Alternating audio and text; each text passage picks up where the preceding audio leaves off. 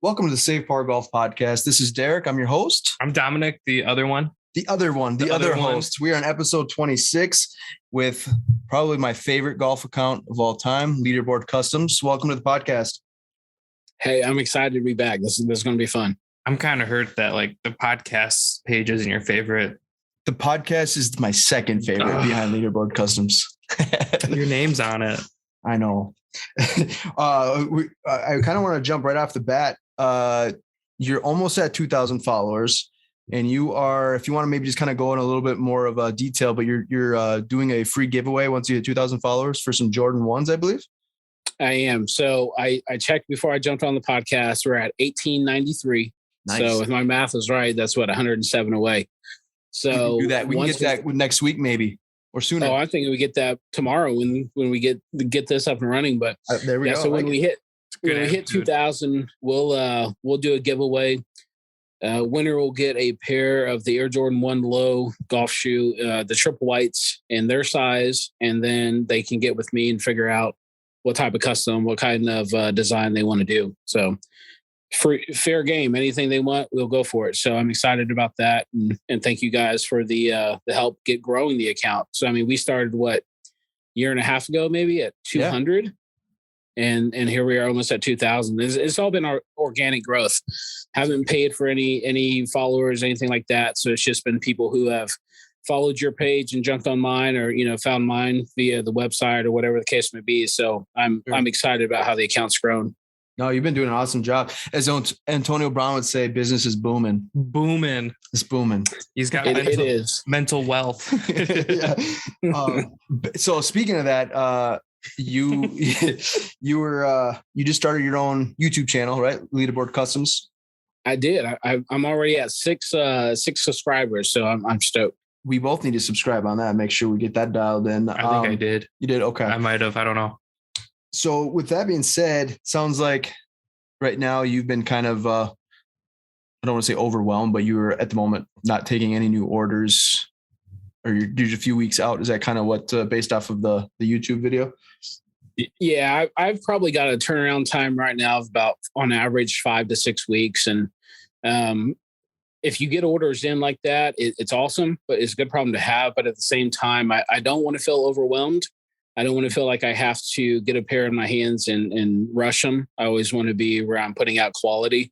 And so if I've got to turn away business for a few weeks here and there, then I can handle that. But I don't want anybody to wait 2 or 3 months to get a pair of customs. So I'd rather not take the orders until some of these other ones clear up. And then once I have a lighter schedule, I'll open it back up. And just because really, I mean, I'm doing this part-time. I still got a full-time job. I've got a wife and a kiddo. So this is just a part-time gig, but I try to put a lot of passion into it. So I just want to be fair to everybody and not have people wait, 2-3 months for a pair of customs. Yeah. And like you said, it's kind of that quality over quantity. You want to make sure that whenever somebody gets it in hand, they're actually like impressed. Yeah. Yeah. Cause I just unboxed mine and I'm very impressed. I said, I got several pairs of shoes from you, and each one of them has always been just money. So I appreciate your work, your crafts. With the YouTube channel, are you what's your goal? Are you going to be doing maybe tutorials? I know Dom, you had mentioned doing some time lapses potentially. A time lapse would be cool. A time lapse, yeah, from a start to finish project. I know you're probably not doing it in one sitting, obviously, but what's kind of your goal with the YouTube channel? Yeah, so really, I want to have a YouTube channel because I get a lot of questions. Probably about 30% of my messages are people who are trying to customize shoes themselves. And so they'll ask me questions like, how do you do this? What do you do? And not that I don't mind replying to those. I reply to those all day long, but I would rather have video to show my process. And this is how I learned. Channel by the name of DeJesus Custom Footwear. The guy's awesome. He's so creative. He does a lot of NFL cleats for NFL players. He just has a really solid background in doing this. I think he's been doing it for about 8-9 years, I think, maybe more. But just create a YouTube channel to show people how I work, how I do my customs. And then, like you said, some time lapses, maybe some other stuff. Most of my page is just about the shoes, and I'd like to have a little bit more about myself. just so people get an idea of who I am and what I do besides the custom golf shoes. I even thought about maybe doing like a golf, something related to golf, but more so about 90% of the custom golf shoes.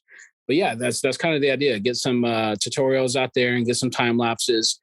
I am not good at filming. It's one thing to do a pair of shoes and paint them and customize them. It's another thing to film yourself doing it. So it's a learning curve, but I'm excited to try it. And it's ready to go. So I should be putting out some videos here in the not near distant future. So we'll see what happens. I know what I do ever watch the OB Golf Co. Yeah, I've seen some of it. Yeah, they do like when they play a golf course, they'll just film themselves playing, and to me, it feels like they're just having fun.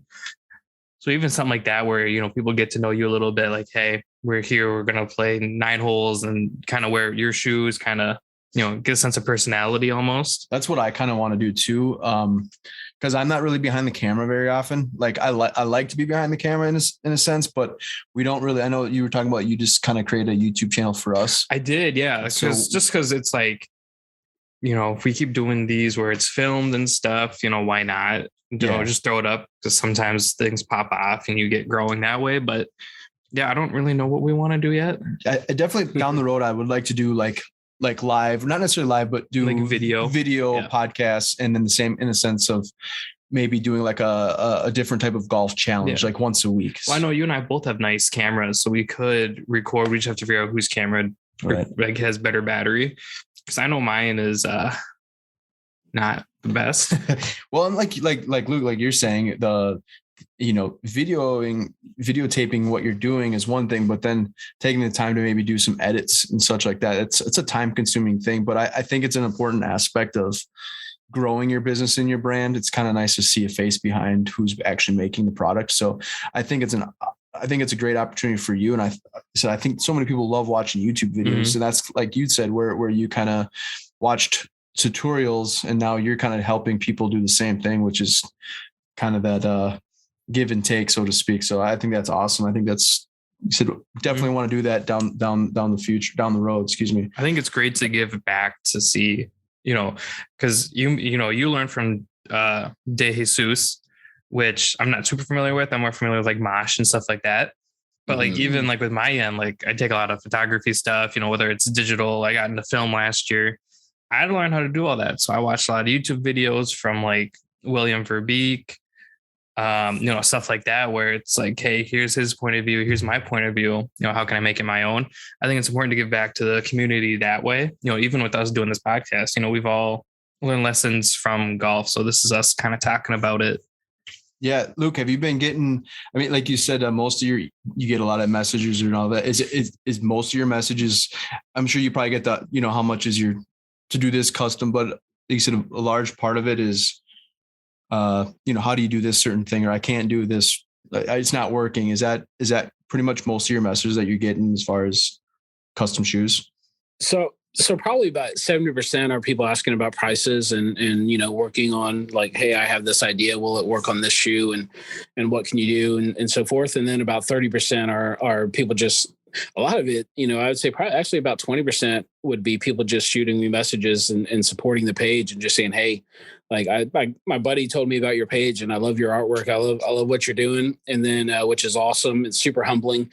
And then I would say maybe 10-15% are people like, hey, I want to do a pair of my own. Like, should I do this? How do you do this? This is the problem I've ran across. How, what would you do? And yeah, this is exactly how I learned. So I had a pair of the Nike all white Roshis, probably released 2017 maybe. And I was thinking to myself, how do I put a logo and how do I use a stencil? There's got to be a way to do it. And I went to YouTube and I could not find how to do it. And then luckily I came across the Jesus's YouTube page, and he had a tutorial. And I was like, that's how you do it. And then my next question was, how do I make them durable? And I probably in a week or 2 weeks time spent 10 to 15 hours watching all of his videos. His stuff is super creative, like I said, but his YouTube channel is really, really well put together. And if you watched his and then watch a video of mine, it's a night and day difference. So I am not going to act like I know what I'm doing when I'm filming customizing and doing. I did a tutorial last week, right, with those UNC Jordan 1s. Yep. Half of it was filmed bad. And so I'm like, I got to get another pair and try it again. And so it's definitely a learning curve. But yeah, I get a lot of people asking about that. And this is the way I learned. And so I want to give back and help people because, I didn't have to pay anything to learn this trait, which is really, really cool. So, just trying to give back to people who ask questions and help out as many people as I can. Speaking of the Jordan 1s, did you take an L on, did you try to go for the black and grays or the, what were the other colors with the gray and with the icy sole? Did you get a pair of those? You know what? Funny enough, I didn't even try. Oh, really? Yeah. I wanted the triple whites. That's just a beautiful blank canvas for me. So I would try to get as many pairs as I could. And I got 3 pair. I got lucky. But what's funny is I posted a video, or I thought I did, because I'm basically 8 to 5. I'm working my full-time job. But I found a video of someone saying that you could go to Golf Galaxy and reserve pairs of these. Like that's the only way you could get them from Golf Galaxy. Really? So I called, yeah. So I called my local Golf Galaxy, asked them if it's true, and they're like, yep. And so I was like, how many triple whites do you have, or how many can I get? And they're like 1 per person. So I went up there, got mine. Actually, you reserved them and then had to go back that Saturday and pick them up. So I knew I had a pair reserved, and then I thought maybe I should go after maybe the gray ones, but I was like, no, I want the all whites. So I ended up getting a few pairs online, and then that one from Golf Galaxy. So yeah, I didn't even try for the other ones. Dropping some knowledge on us. I had no idea. I'm sure maybe Dom did, but I had no idea. So when you reserved, did you do it online or did you just do it over the phone and they like tell your spot? No, you actually had to go into the store and show them your ID. Okay. You told them what size and what colorway you wanted, and then they got them down. They wrote it down. The interesting thing is when I went that Saturday, I said, hey, I thought maybe the triple whites, no one would want them because they're super hard to keep clean and everybody else would be going for the other ones. And I said, hey, do you have any more left over? Because I think it was, you had until 12:30 to pick them up. And then if you didn't pick them up, they just released them for anybody to buy. And I said, hey, do you have any more of the triple whites? And he was like, I think I got 1 more pair. And he went and checked, and they're an 8.5. And I was like, yeah, I can't do those. But I was super, super impressed by how fast they sold out. I know they did like a limited run for these, and they'll probably re-release them throughout the spring and summer. But man, a lot of people pick these up. That's such a great idea. I had no idea. I did try for them, and I've been taking L's lately on sneakers and on the Nike app. So, but I was going for with the icy soles, the gray and the white ones. I think a lot of people were on that same boat. Kind of look like a Dior, like the Jordan Dior almost in a sense with the sole. But I would have been happy with any of them. But that kind of transitioning into the golf shoes, we were kind of talking about this towards the last episode, at the end of the episode, about a lot of people are kind of upset. And yeah, I got kind of hot. Yeah. I got kind of heated as far as the, is it the reseller or is it the manufacturer? And I know Dom's kind of makes sense. You can go ahead and kind of. Yeah. So like, you and I kind of talked about this. The brands aren't dumb, right? Like Nike knows what they're doing for the most part, or Nike, Jordan, whatever you want to call them. Mm-hmm. If they made this shoe available like the Roshi, there wouldn't be any like Instagram pages posting about it. There wouldn't be, blogs talking about it. We wouldn't be talking about it. If there was a readily available Jordan golf shoe, which there is, nobody buys them until they go on clearance. They're those weird looking ones that look like a square. I don't know what they're called, but they look like a square. Mm-hmm. Yeah. And then people are getting all mad. They're like, oh, the resellers are ruining golf, stuff like that. But then like you, the consumer, pay for it, right? You're going to go out and you're going to pay double because you want it so bad. The brands know that. Granted, the brand doesn't make money after the initial purchase. So like, I have a ton of shoes and a lot of them. At least 3 or 4. Yeah. Like 4. Yeah. 5 now. Salute me. I'm like you. I don't even try on sneakers anymore. Just like there's no point unless it's like a general release, which even then like sells out. You'll go pay resale for it. It's hard to get mad at people for wanting to make money with the way the world is right now. You should get mad at the brand, stuff like that. I truly hope they do become readily available, whether that is like constant restocks all the time. Yeah, and I totally agree. You know, like I see where you're coming from. On your side, Luke, with being a custom shoe designer, it's probably got to be a little frustrating on your end, because there might be shoes like you saying you're offering the Air Jordan 1 golf shoe low for once you get 2,000 followers at any size. Are you going to end up being able to find that white one at Golf Galaxy? Odds are probably not, based off what you said. So you're might have to pay a premium for that shoe. You know what I mean? So I would say, I'd imagine, like, from your standpoint, it's got to be kind of frustrating. What's kind of your thoughts on the whole reselling and the manufacturer issues? Or I've been a sneakerhead as long as I can remember, and it's funny because the consumer's never happy, right? Because when Jordan was releasing almost every weekend another retro, and they were making them readily available, no one wanted them. If it's like a 3 that you wanted because your favorite silhouette's a 3, you'll get them. But they were releasing so many that it kind of got to the point where the resale game was not that important at that time. Of course, you had limited releases and everyone would go after those.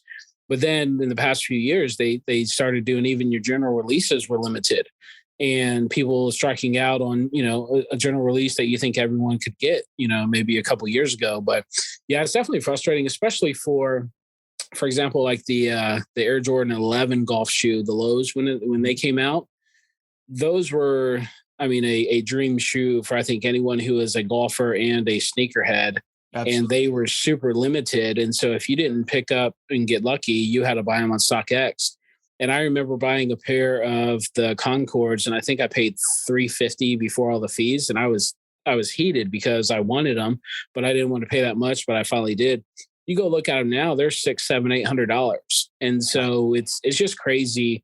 I think I wish Nike and some of the other manufacturers would release shoes a little bit differently.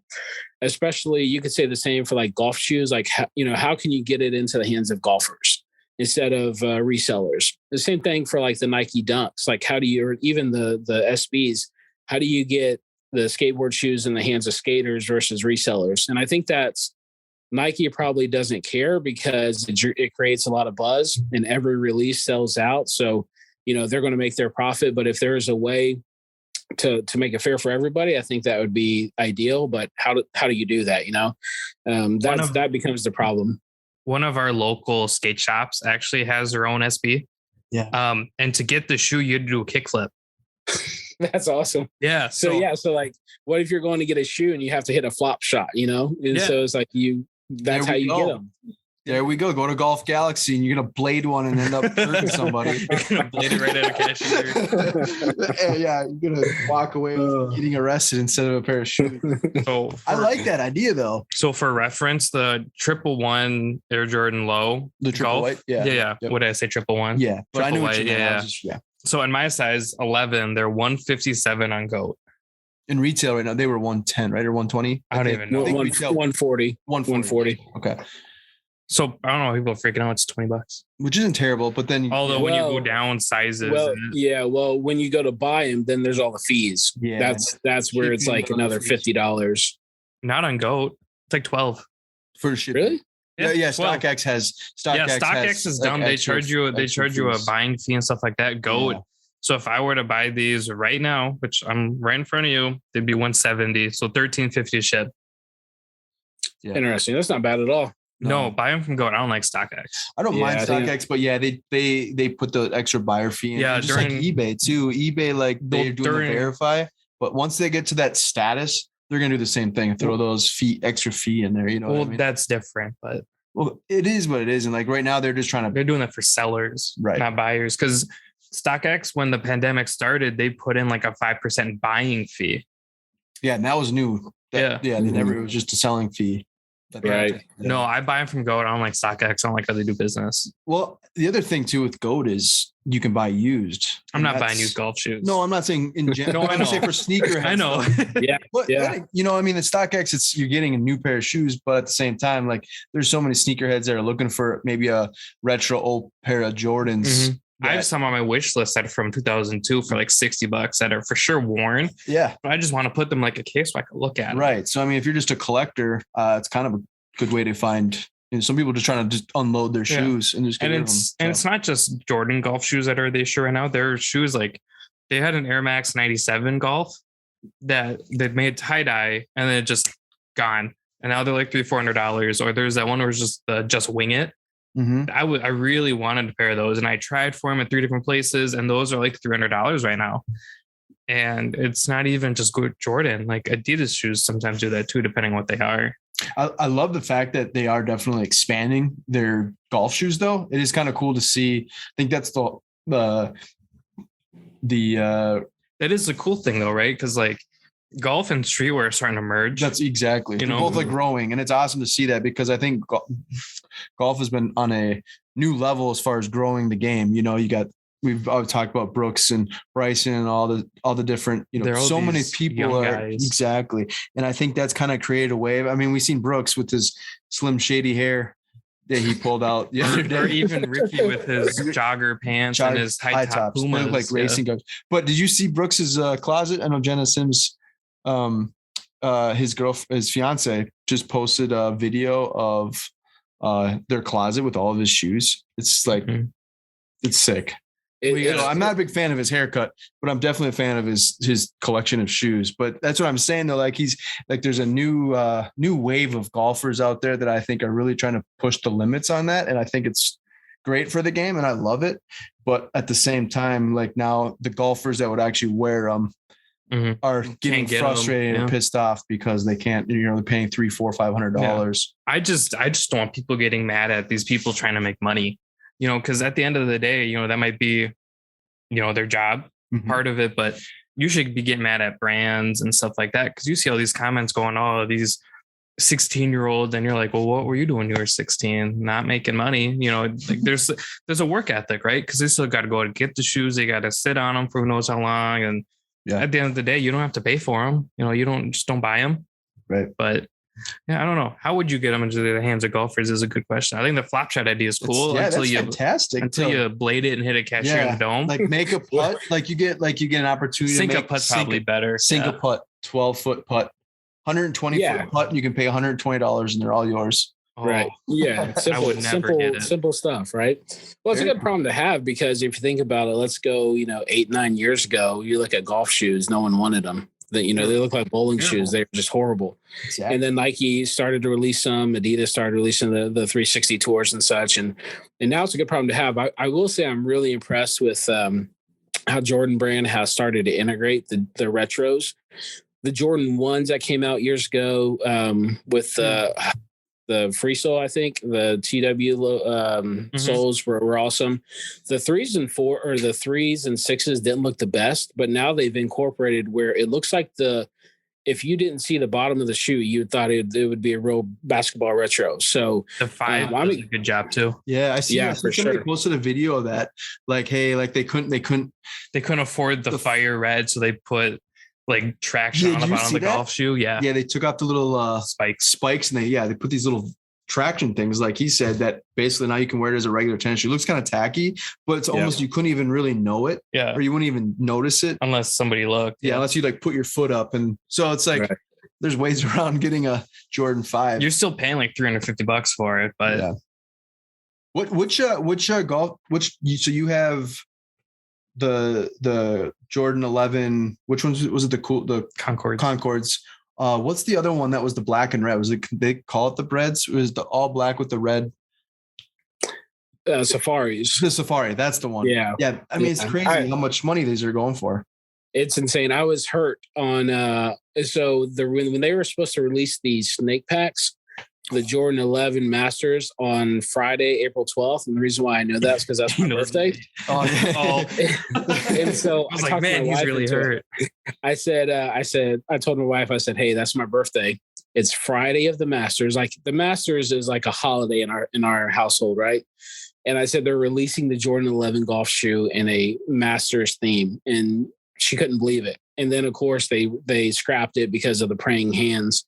And if you can't get your hands on them now for less than $10,000. So There's one. That's crazy. Well, then They released an actual Masters one. Yeah, the 4s. Yeah, because I'm looking at it and they're like, last year's, but the 11s that they're supposed to release. Oh, I know.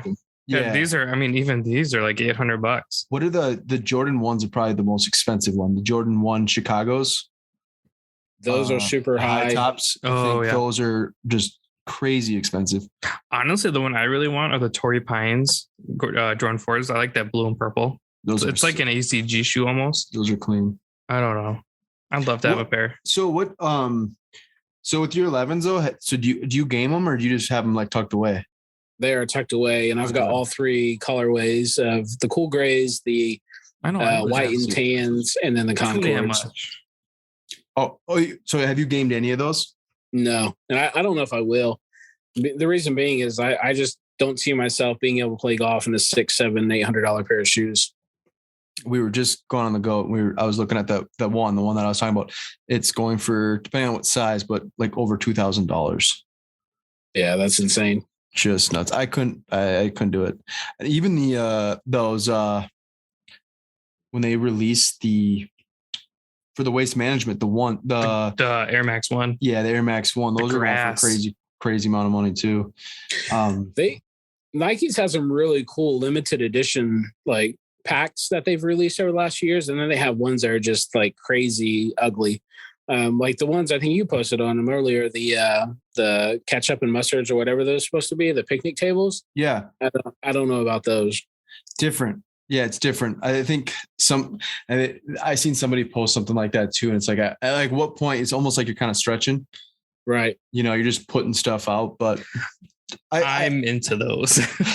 It's not for everybody, but again, maybe it gives you an opportunity to get a pair of shoes that maybe not everyone else wants. So, you like them, you might have a good opportunity to buy them. I doubt it. That's the great thing about styles like that. They're so far out there. You're going to have people that hate them and people that love them. And I mean, hey, to each their own. So I'm not going to knock you because you like them, right. But it's cool. They release some of these packs based on tournaments and such like that. So it's pretty cool. My hope is it probably won't happen, but since I'll be at the PGA Championship, maybe Nike will have some sort of like local release for the tournament. But I'm not holding out any hope for that. I should know this, but where are they having the PGA Championship this year? Southern Hills in Tulsa. Okay, so that's to say because you probably I was assuming it was. I was gonna say it's obviously in Oklahoma. Yeah, well, maybe you could have flew out. You could be flying out somewhere. Yeah, I volunteered last year for the senior PGA Championship, and it was a really cool experience. And then if you volunteered last year, you got a chance to get a spot to volunteer this year. So that was my whole goal. Was I knew it was going to be here this year, so I said I'd volunteer last year just to have a spot, and it worked out good. Last year was really cool, but I'm super excited about this year's tournament. I just registered to volunteer at the 3M Open. Yeah, I did that today. Yeah, you did that last year too. You're doing it this year. That's pretty sick. Are there any cool shoes though? No. Yeah. When you volunteer for the PGA Championship, do you have like a specific duty that you even know what you're going to do, like you did last year for the senior tour? Yeah. So last year I was in the Marshals group. It was called the Marshals Special Group. And I think what I ended up doing, I volunteered the entire week, but I was only used, I think, 2 days. And all I had to do was stand by the carts in case there was bad weather. And if so, then all I'd have to do is grab the keys and put them in the carts and tell the caddies and players where to go. And that was going to be my claim to fame because the players you have to ride with the players and kind of get everybody in the shuttles. And so my shift ended on Friday, I think at like 3:30. And at 3:40, while I'm walking up the hill, they blew the horn. So I had just missed it by like 10 minutes. I was super bummed, but looks like so. Right. So this year, I think I'm going to do the same thing. I applied to be a walking scorer. So I could walk with like the little handheld device and you get to be inside the ropes. And I thought that'd be really cool. But I think that's sort of what everyone wants to do. So if you're a member out at Southern Hills, or if you've been, doing this for a while, that's kind of you get to pick what you want to do. But I'm pretty sure I'll be in the same group as I was last year and probably manning the ropes. I think this year we're going to have 5 or 6 times as many volunteers because it's just going to be a packed house. It's going to be crazy. Will you, so I know sometimes you volunteer, they'll give you like an opportunity to play the course at some point, like down the road or beforehand. Do you like, what's kind of the perks? I mean, volunteer is awesome and then we need volunteers, but is there something that like cool perk that you get to do after the tournament or anything like that? No, we don't get a chance to play the course, which is a bummer. But I think the biggest perk for me is that I'll be able to go onto the grounds the entire week, and I don't have to pay for a ticket. Everything's included, so I can go Monday through Sunday and be on the grounds as much as I want when I'm not scheduled. And so that's going to be the cool part. So who would you like to see win when you're there? Well, obviously it'd be Tiger, but we know that's probably not going to happen. So I don't know. Like I was thinking about that the other day. There's a lot of really, really cool players. So many young players that I would love to see win, and maybe some guys who have been on tour for a long time to win. So it's hard to pick an individual player, but I don't know. That's a very good question. I know I'd like to see like Zalatoris take a big step forward because he almost won last week. He just got, and unfortunately he's not playing this week. He just got tested positive. So he's not playing this week, which obviously that's way down the road. So he can be fine. But yeah, he's a stud. I mean, he's such a young, good player. Like you said, it's almost like I wanted to pick him for our picks last week, but I couldn't remember his name. Like Happy Gilmore's caddy. Yeah. I'm like, I didn't want to say it and like be rude, but I'm like, I can't remember his name. Yeah. He's a stud. It's got to be like really difficult to be like, if you're not that I really gamble on I do some of the DraftKings. We kind of talked about this before, but like for golf nowadays, it's almost really difficult to actually pick that winner unless you're like picking a bunch of players, but it's like, you know what I mean? Just hoping that one of those guys win, but it's like every player is so good and so young that there's so many talented players in the field. Yeah, you can really, it's like throwing darts at a board because there's so many great players that if they get their game, on for those 4 days can win. I mean, you've got someone like Dustin Johnson if he's on his game, no one can beat him. John Rahm. I mean, there's so many guys you can name that if they're playing well, then they're gonna dominate, and we see it every week. It's usually another player and a lot of young players winning, and so it's the PGA is really in good hands. I think most of us who are Tiger fans and still are, when Tiger's not playing, you're still tuning in because there's so many talented players out there, and there's a lot of personalities. I think the Bryson Brooks thing was good for the sport because you had people picking sides, and it gave you something to watch. But there's so much. Golf is fun right now, and we're lucky to have so many good players out there, and so many talented players with charisma and who are personable. So I think we get to see a lot of that with social media. Yeah, there was one other thing I wanted to mention, and it was I don't know if we covered this before, but there's been like a lot of complaints about the broadcasting as far as golf tournaments, and I have noticed even in the last two events. And even the AT&T at Pebble Beach this week, I think if you have ESPN Plus, you can actually watch. So not only on ESPN, but ESPN Plus, which is kind of nice because now they offer like the featured holes, featured groups, where for the most part, that was all only on like during major championships. You know what I mean? So it's kind of cool I don't know if you've noticed that, but I mean, even in my office at work, if I'm, I can always listen to it or just have it stream on my phone. Clearly you're working hard. Oh yeah, multitasking at its finest. But it is true though. Like so many people complain about like the lack of watching other golfers or other players, or even just having it on an app to watch. And now I don't know if that's something that they've been making. It'd be super cool for one day if we could like pick the group we want to follow and only follow them. Yeah, because they offer like to like 3, but you don't really get to pick. Which like, I think that would be pretty slick. I don't know if that's something you noticed.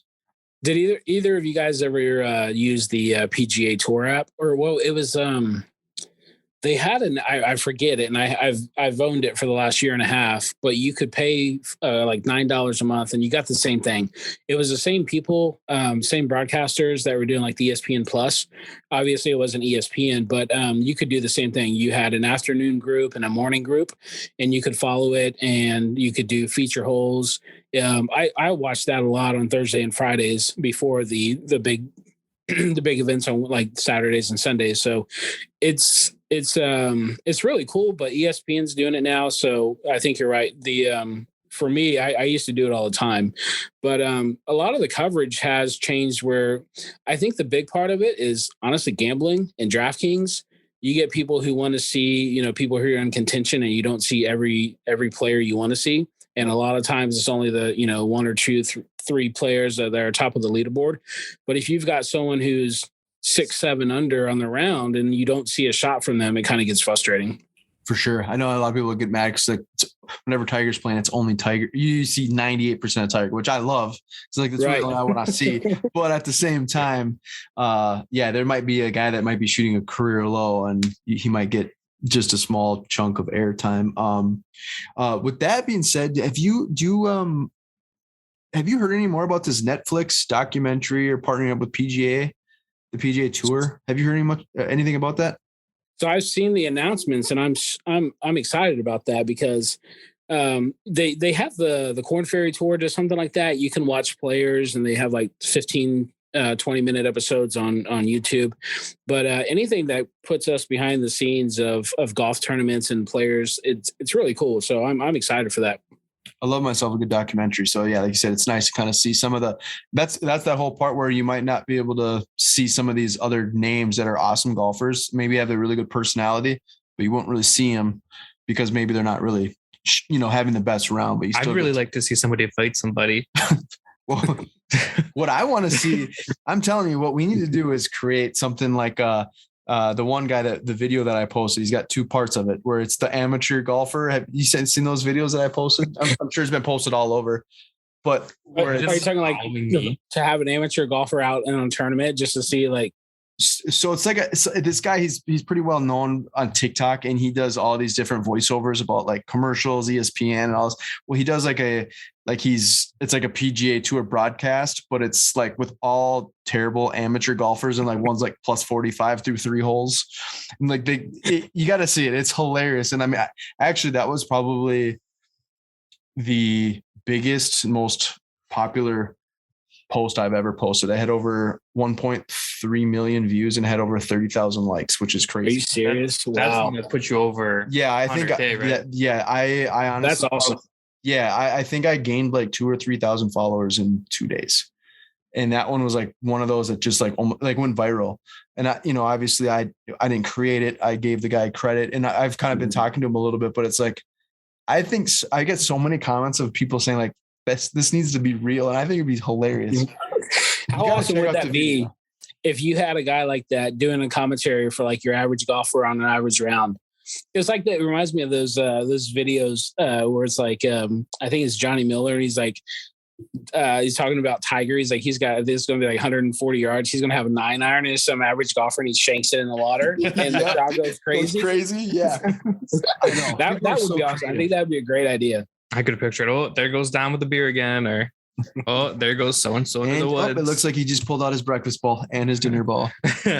Stuff like that. Yeah. People, I said it was crazy. I'll send it to you, but I posted his part 2 not too long ago, but I had said, I'm like, dude, you need to do another, cause so many people are like sending me messages like, dude, that's hilarious. You got to do something like that. So if we can get people behind it, I think that would be so funny. It'd be just watching terrible golfers. I'd let them follow terrible scores. I'd be okay with that. Yeah. I'm not plus 45 through 3. I can let you know that, but they could follow me. I'd be okay. That would be hilarious because we all know that if you're a weekend golfer, you're not that great, right? Golf is hard to begin with, even for the pros, but that would be something that I think a lot of people would have fun watching. It'd be fun to like gamble on it too. It's like, you're picking so-and-so to shank it, right? Or so-and-so, like, when are they gonna, like, who's gonna pull out the first beer, or who's gonna snap a club first? Yeah. Who's gonna throw or break the club? I know. We definitely need to get on. We need to get. We should do that for the tournament. Do some broadcasting. Yeah. I'd be down with that. Speaking of the tournament, our first annual tournament is going to be June 11th. And one of the cooler prizes that we are offering is closest to the pin. It's not the cooler, it's the coolest. That's true. It's the coolest. I should say that is the coolest because hopefully I'm not going to be playing in it. But, yeah, I'm not either. You don't want me to play closest to the pin. Closest to the pin. We are teaming up with Leaderboard Customs, Luke, and you are going to be providing a custom pair of shoes They're going to be the Nike Roshis, and it's essentially whatever the winner picks, they can kind of message you and get creative with it, so to speak. So we appreciate that. And I know we've been talking, several times about hopefully you'll be out there, you can make it. But if not, you're going to be providing a free pair of custom golf kicks. So we appreciate that. And we're super excited for the tournament. Can you put faces on golf shoes? Like, have you done that before? That's probably the one thing I won't even attempt, because I think I mentioned this last time. I'm not very like a very good artist when it comes to painting or like doing faces or portraits or anything like that. Perfect. There are some incredible, talented people out there, but I am not one of them. Because I want to put my face on a pair of shoes for Derek. What? Yeah. But like, are you gonna do like a NFT style where it's pixelated? So then, yeah, so look, you don't need to worry about whatever it turns out to be. It could be just, it could just be like a smiley face with a beard. There we go. Like, we kind of know who it is. I can handle that. Because we could do that. What about logos though? I know we talked about that. You can do like yeah, stuff like that. Yeah, I've done some really cool logos. Some of them I haven't posted because the companies or the people like, hey, I'd rather not let this go on social media, and I'm cool with that. Sure, but makes sense. And then of course I've done some. I don't know the legalities behind this, but I've done some college logos. And of course, being from Columbus and a big Ohio State fan, I've heard that Ohio State's like the worst when it comes to seeing their logos on stuff. And so I've done a few, but I just haven't posted them. So don't want to get shut down. Exactly. Understandable. I wonder if you could do, like, they're known for having the Buckeye stickers on their helmets. I wonder if you could do that, because that's technically, is that like trademarked by them because it's a plant? I think technically it is, because I've seen like high school helmets and other college helmets have something similar, unless there's like a, well, I mean, the Champlin High School, the Patriots, they use the Patriots logo. Yeah, it looks the same. Yeah. That's a good question. I did some, I think 2 or 3 pairs that had the Buckeye leaves on them for friends who are Buckeye fans, and some people have hit me up on them. But yeah, I can definitely do logos. I've done quite a few for companies and, mascots and stuff like that. So those are usually the fun ones because they're usually different, and there's always something, that you got a certain color that you got to match, or a certain design that they want to get. So, those are pretty cool. I think the hardest one I ever done was the old school Florida Marlins. Ooh. And this is when I just started out, maybe 6 months under my belt. It was the first one that I was like, I don't know how good this is going to turn out, but I think it turned out pretty good. That was such a good logo. It was. Those are so good. Yeah. Yeah. The new one's okay, but like the old one, yeah, super nice. So I know you're not a big NFL guy, right? I'm a big college guy, so I'll follow like former Buckeyes. So I'm definitely following the playoffs, and we'll be watching the Super Bowl. But I'm stoked the Bengals are in there. But I'm not a very big I'm not a huge NFL guy. Well, we were talking about before, and I was like thinking that you were. So you actually are from Ohio. I am. Yeah. Okay, so that's what I was. I knew there was some sort of, because I knew you were a big Ohio State fan, so I couldn't remember. But that's why I was kind of curious on if you were pulling for the Bengals. I think I've kind of been pulling for the Bengals every week, but every time I'm like, I'd like to see them win, but I just don't think they have what it takes. And I got yelled at for saying that. Yeah, I got lit up a little bit. Yeah, one of our other Pinehurst 6 is funny. They sent a funny message to Dom after, because it was like a 3-paragraph essay. It was super good. So now I'm on Team Houday. That's right. So I messaged them. I'm like, hey, can I join your team for the week? So my Niners got knocked out, and I'd love to see Stafford win it, but not having to beat my Niners. So yeah, go Natties. Cincinnati for the win. Yeah, I'd like to see it. It'd be awesome. I think really besides the wild card, I think every playoff game has been fantastic. I don't know if you've been watching all of them, but man, they've been really good. So now, Gavin, don't yell at me. Yeah, don't be calling them out. We're on the bandwagon. Yeah, don't yell at me. Joey B's a stud, though. They got a good squad. Oh, he is. He was. My wife and I went down to Columbus for an Ohio State game in 2017, November 2017, I think, and.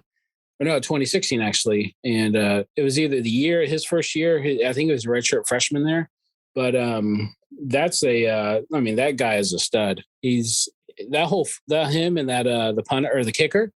It's a really cool story. Yeah, really cool story. But yeah, he's a stud.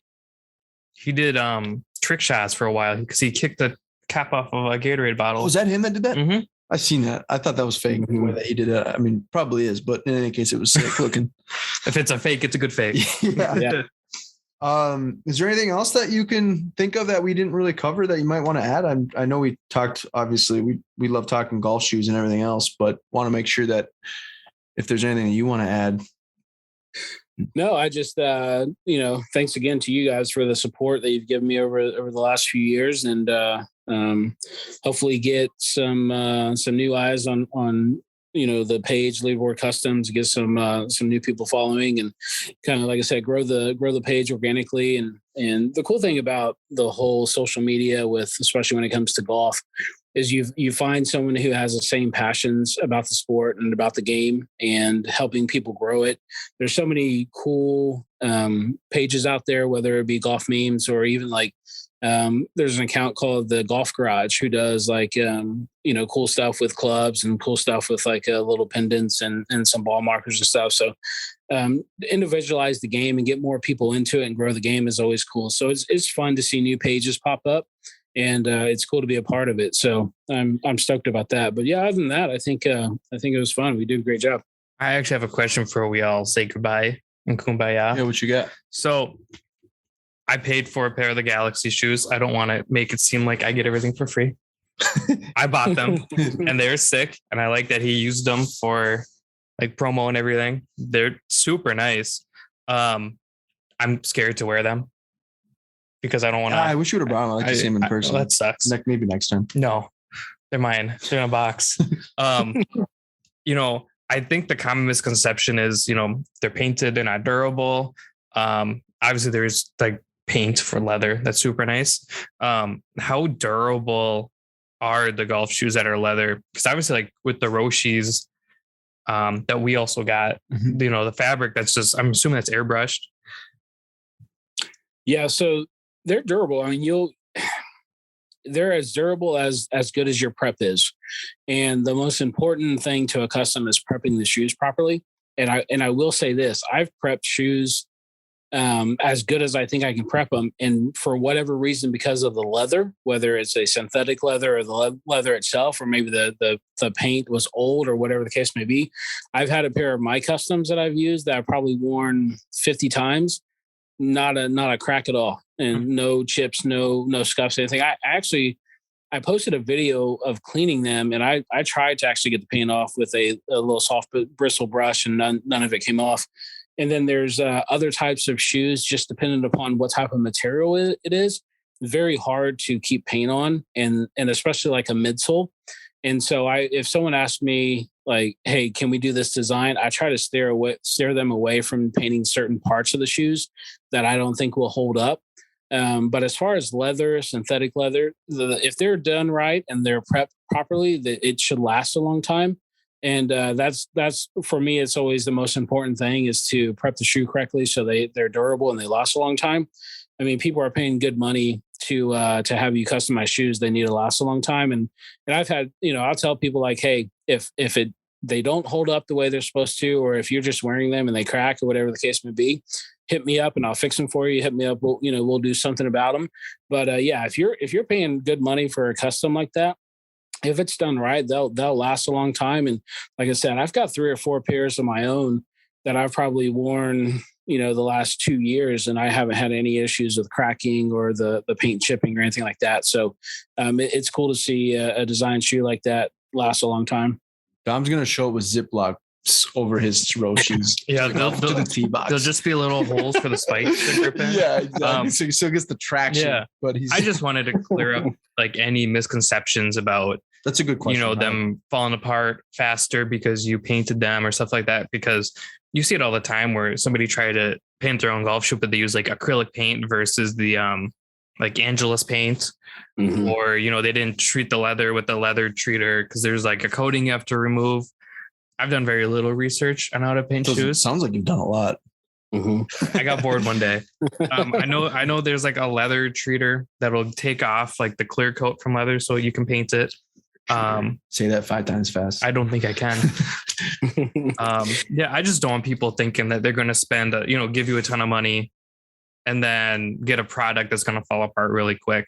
because I'm not scared to wear them for like the fact that they're going to fall apart. To me, it's just like art, right? I just don't want to get them dirty. Just want to keep them. And I want to look at them and go, yeah, those are nice. But then it's like I tried them on and I'm like, oh man, they fit so good. That's probably the biggest compliment you can get as a custom artist is that someone gets a pair and they're like, I'm not even going to wear these. Like, I'm just going to put them on a display case. And you're like, well, I spent an hour and a half on the prep, wear them, but you get that, if you put that design into it and you put that effort in to make it as good as they can be and as cool as they can be, for someone not to want to wear them and just display them is really cool, really humbling. But at the same time, you can get those out and play in them and use them as much as you want. They'll last a long time. The one of the pairs of the TWs that I got, I took actually to the Arizona trip, and I just cleaned them actually the other day, and they're completely fine. I mean, they're solid, no issues whatsoever. So, and that was, I know we talked about it a while ago that you don't really, because those are a used pair at the time. Yeah. And so, but I mean, even still, they had that material on the inside where we were going to put that off-white writing, and it was really so there's a process of how you do it. And I think that's another misconception that people think is that you can take some acetone and just like clear off the factory finish and just start painting and you'll be fine. Mm-hmm. They'll probably last a little bit, but they're not going to last as long as they need to. I mean, when I do it, I sand down the shoes depending on the leather. The Jordan 1s, they're like a really soft leather, so I'm careful with how I do it. But you've got to scuff them up. You've got to sand them. You've got to clear them off with acetone. You've got to make sure there's no debris. You got to put an adhesion promoter on them. So there's just a lot of steps that I take, because my worst nightmare is doing a custom for somebody and them taking them out to the course and they start to chip and crack. And of course, if that ever happens, I'll take care of them and fix that problem. But I just make sure that this kind of goes back to the not taking too many orders and not taking any right now, is because people have asked me, like, how much would it cost to just change the swoosh? And I was like, well, I can do it, but it's going to be pretty pricey, because I'm not just going to spray, airbrush a different color over the swoosh. I'm going to make sure that they last a long time. And the biggest compliment I can get is probably, people who have bought 5, 6, 7 pairs from me. I've got a buddy who I golf with who I think has 4 or 5 pairs. And it's cool because, we golfed the other day and he's wearing a pair of customs I did. And so if you do everything right and prep them correctly, they're going to last a long time. But that's you got to be careful when you're buying these custom shoes, that you're getting them from people who are doing it the right way and not just doing it to make a quick buck. I know I want to do another pair. I'm really into floral. That'd be kind of. I think it'd be fun for like the spring, so whenever you open up again. I definitely want to do it like a floral pair of Roachis. I love floral. Like my bag with all the podcast stuff, it's floral. My parents laugh at me. Everybody else laughs at me. I like floral. I don't know. It is what it is. But actually, that's your style. Kind of. I have floral shoes. I have floral foams. Oh yeah, the foams. Yeah, those are sweet. I got a question from our post. Do you know that G2G Customs? Yeah, I do. Okay. So he told me to ask him about the old Rima golf days and the amazing golf cargo shorts we used to wear. Oh man. Okay, so 2 stories about this guy. He's a great guy, by the way, and he just started doing his own little customs things. I think it was called G2G Customs. So, if you want to, go follow him. Yeah, but, he did these sweet like sketch Nike things. Yeah. I'm surprised how he reached out to me maybe a month ago. It was like, hey man, how do you do these? And I kind of told him some stuff. And the next thing I know, he's got a page and a website and all this stuff. I'm like, man, he's gung ho about it. So when I first started golfing, it was right around the time I was going to school at Rhema Bible College. And we were on the golf team together. And the way you made the team was just show up to tryouts. They didn't cut anybody. And so I was a terrible golfer. I was new to golf. I didn't know any of the tournament rules or anything like that. We played on the same team together. And we would go to the local course and we could play for free and practice. I had no golf clothes. The only thing I had was like some cargo shorts that I could wear with like a polo. And so I'm glad to say my style has changed. And I've got plenty of nice golf shorts now. But yeah, that's funny. He asked that. That is funny. I mean, I figured there's some kind of backstory, Sure. but I was like, oh, that's funny. That is funny. So another story about him. So one of my second hole-in-one ever was in the club championship back in 2017 at the local municipal course. And he was working on the grounds crew there. And I just bogeyed the second hole. So I went back-to-back bogeys on 1 and 2. And he drives up. He's like, "Hey, man, how you playing?" It's like 7:30 in the morning. We teed off like super early for these tournaments. And I said, "Well, all I need to do is hit a hole-in-one to get back to even." And he was like, he just laughed. And I get up there, first guy hits, second guy hits, and it's my turn. And I flushed the 9-iron, and one hopped into the hole. Wow. And he's just like, did you just make that? And everyone's going crazy because like there was $1,600 or $1,700 in the hole-in-one pot for the club championship. So I'm super stoked. Everyone's taking pictures, and it's really, really cool. And I'm like, man, I've got $1,700 in my pocket. What am I going to buy? And I'm texting all my buddies and everything. And we get to the 6th hole, and it's a par 5, but the tee box is like 10 yards right behind the par 3 hole right before it. And I watch a guy hit a ball, and it's in the air, and I'm like, that's a pretty good looking shot. And it 2 hops into the hole. Wow. So my $1,700 just got cut in half. And I witnessed it. And I was That's like, unreal. This is crazy. So what happened was I had already bought a new driver this year. I'd already had a new bag and new irons, all that stuff. So I didn't have anything to buy. And I was like, I'll just wait until next year and figure out, like, get some golf clothes, get some golf shoes or something. Well, the club was having a Willy Wonka contest for Pro V1s, and they had different numbers. Like there was I think they call it like pick your number, like ball number 00, ball number 99, like all the way through. And they had a Willy Wonka like gift certificate. It was for like a free dozen balls, like a free 2-pack of lessons, and the biggest one was a brand new Scotty Cameron. And I was like, there's probably 25 dozen balls left, and no one had picked it up. And I was like, if I do math, if I buy all these and then just resell them, I can get a free Scotty Cameron and get my money back. And so I bought every single one. But the crazy thing was, the first 2 boxes I picked, I was only going to get 2. I was like, what if I got all of them? So the first 2 I picked had the ticket in there. So all I had to do was buy the 2 boxes, and I would have got a brand new Scotty Cameron. But so I had like 20 dozen golf balls, and this crazy story of how I got a brand new Scotty Cameron putter, all because of a hole-in-one. Wow. That's got to be one of the craziest stories I think I've heard. Definitely. Makes me feel bad about my golf game. Makes you want to join that amateur league tour. Yeah. I'll fight somebody. I don't think you told us that story before. Yeah, it's you didn't want to brag. That's all. Yeah. And that was my second hole-in-one in like 8 months. Jeez. And I was like, I'm going to get like 10 in my career. Right. And then it's been 4 years. I haven't got any since. Oh, I've been close, but yeah, no. Mm-mm. That's awesome. I goof around too much. I think that's my issue is I'm like, oh yeah, watch this. And then I smack it and it goes straight into the woods. That's awesome. Well, Luke, we appreciate your time. Honestly, it's our pleasure. We'll definitely have you on for a 3rd episode at some point down the road. It's got to be a trilogy. Yeah, we've got to have a 3-peat trilogy. Yeah, exactly. So again, appreciate your time. This is episode 26, Leaderboard Customs. If you don't follow him, it's at Leaderboard Customs, Instagram, YouTube. Go ahead and hit the subscribe, and let's get 2,000 followers so we can give a pair of Jordans. Somebody a free pair of shoes. Yeah. Thanks again, Luke. Appreciate your time. Yeah. Thank you guys. All right, brother. Have a good night. Yeah.